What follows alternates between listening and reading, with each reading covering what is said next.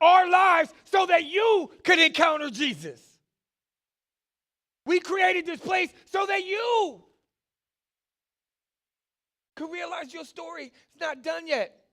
So I challenge you, who are you not to do it for the next one? And when we say your story isn't done yet, when we tell people, y'all need to understand, it ain't a cute slogan or a funny saying. It's a calling that will cost you something. Because the calling on your life will cost you. I'm letting you know salvation is a free gift. You get, everybody got me? Say yes. Discipleship costs your life. Serving God costs your life. Stepping into what he has for you. You want the promotion. You want the raise. You want the family. You want the child. You want these things from God. They cost your life.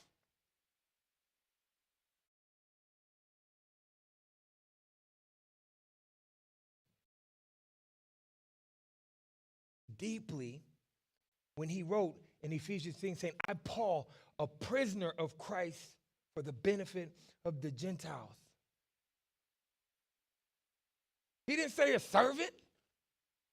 He didn't say I'm a kids volunteer. Well, we do need some kid volunteers. You want to get on the team, right? He didn't say those things. He said, I'm a prisoner for Christ. He's saying, I'm chained to this thing. Let me tell you, raise your hand, you've been to prison. Don't, we ain't judging you here. I got two hands. You know what I'm saying? What's up, Fred? I see you roll with me. Pablo don't want to roll with me today. All right. I got, hey, you my boy. Say, I told you, guys, we're going to use your name now, dog. See? Right? But listen, I knew what it was to be a prisoner. I couldn't turn on my own lights. I couldn't open my own door. I couldn't go to the store unless it was commissary, and that was like twice a month, and I could only spend so much money. But listen, I couldn't do some things because I was a ward of the state, and I could only do what they wanted me to do. And listen, Paul was saying, I'm only going to do what God wants me to do. I'm only going to do what Jesus wants me to do. I'm in the vision. I'm walking and calling, and I'm here to tell you today, that's what this is about. Vision Sunday is about saying, hey, listen, man, we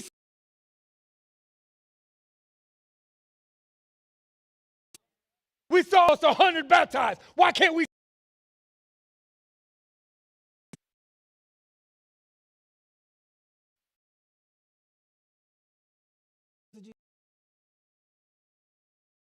Y'all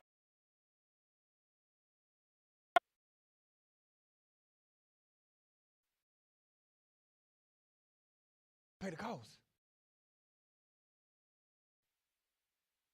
Paul surrendered his comfort to fulfilling. We go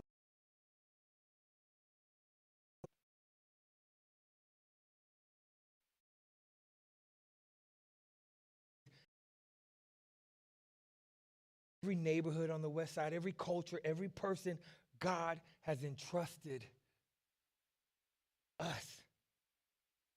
And we too must surrender everything.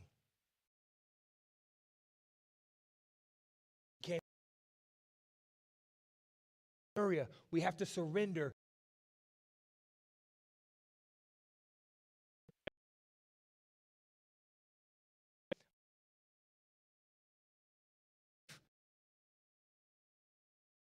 All right. Walk it. Planting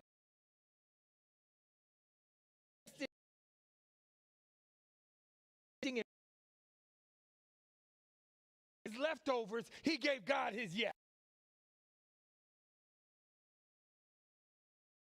What we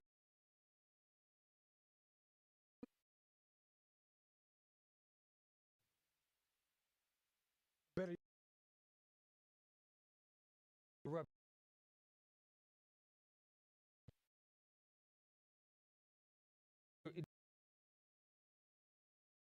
because I'm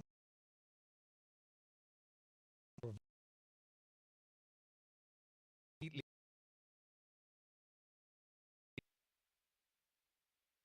I'm gonna say it. Revival does not fit neatly, and it can break out anywhere. We've seen it on the news. College come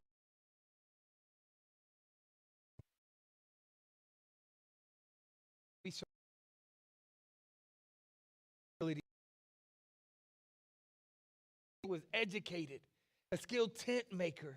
He was influential, but he didn't use his skill to build his own platform. He used them to build God's kingdom. So are you using your skills, your talents, and your ability to build yourself or God's house? Because that YSC, dream God given us, cannot happen because of one person. It cannot happen because of me. It cannot happen because of my wife. And I'm telling you, my boo is perfect, smart and strong, wonderful, a little bit of sexy. Mix that all up, and that's my wife. You see, I'm getting the brownie points today, y'all. Feeling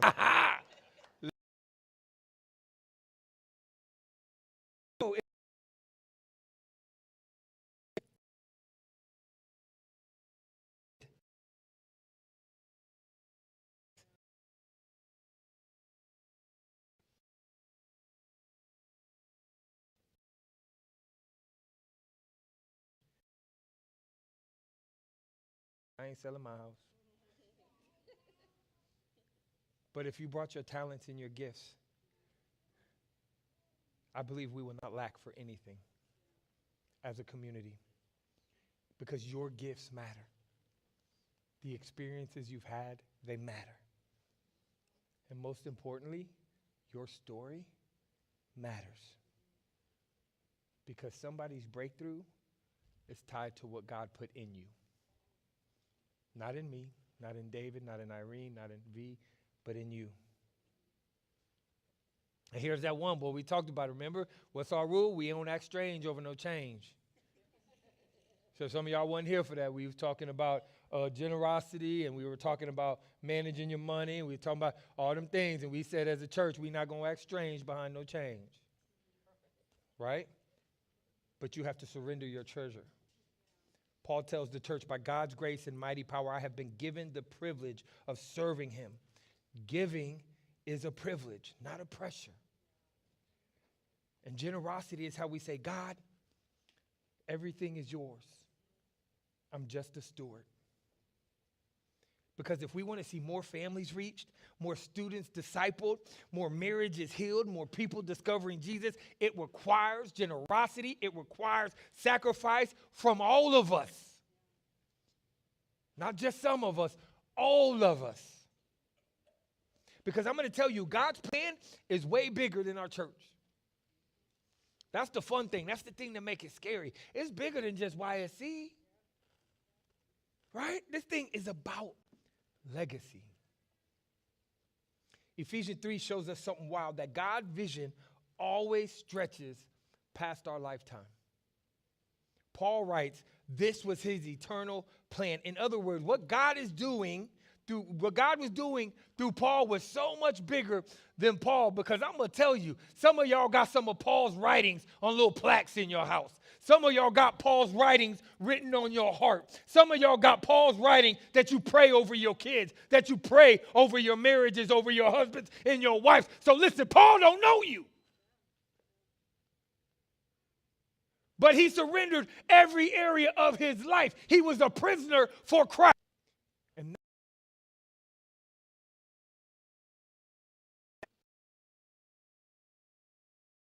listen, let me tell you something, man. You not building YSC. You're not in this vision for you. If you are, let's get together and have some coffee. We need to talk. You're building it for your kids. You're building it for your grandkids. It was funny, man. Listen, we was in huddle with the Dream Team today, and we're launching 21 days of prayer and fasting on December 28th, and my son Noel was like, yes! And then he stopped, and he really thought about what I was saying, right? And he computed, because last year he fasted from all his devices and sweets with us. Yes, my 8-year-old son was fasting 21 days with us. We play no games in my house. And he was like, he stopped, and he realized, dang, I'm finna have to give up some.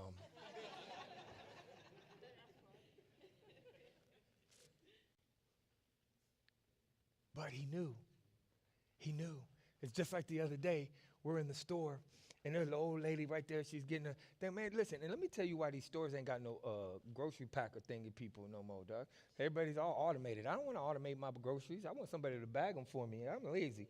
Like, but this lady, there's nobody to bag her groceries, so I start bagging her groceries for her, right? And she didn't have a lot, so I'm bagging them. I'm giving it her. And I'm like, hey, ma'am, you know what? Have a blessed day. And my son comes around the cart. It's just me and him. He say, man, I love that you love Jesus. Daddy, I love Jesus. And I'm glad that he loved me and he died for me. That's what we're building. That's for our kids, our grandkids, our neighbors, and people we haven't even met yet. That's the vision for Your Story Church. Is to have that legacy, that eternal impact that Paul is talking about. But what we have to realize is legacy is built when surrendered people give God their time, their talent, and their treasure. Listen to me. Legacy is built when surrendered people, when together we're completely surrendered to God in our time, our talent, and our treasures. Legacy will be built. Legacy is built when we choose faith over fear. Legacy is built when we plant seeds in a future we may never personally harvest. We sow into these churches. We partner with the Extraordinary Church Collective. We partner with ARC, a 99 network. Meet in person. We will never see the people that will get led to Christ, the kids that will get baptized, the marriages that will be restored in these cities and these states. That's building legacy. Paul suffered, he prayed, he preached, he served, he gave so that you and I could live in the fruit of his obedience 2,000 years later. Think about that. Can someone benefit 10 years from now from what you're doing today? Because of your relationship with Jesus, will it impact somebody that far away? Everybody close your eyes real quick. And I want you to have this thought. It's two questions. What could God do with your yes? And then when you think about that, think about faith of a mustard seed. Your yes only has to be the size of a mustard seed. Second thing, what could he do with all our yeses together?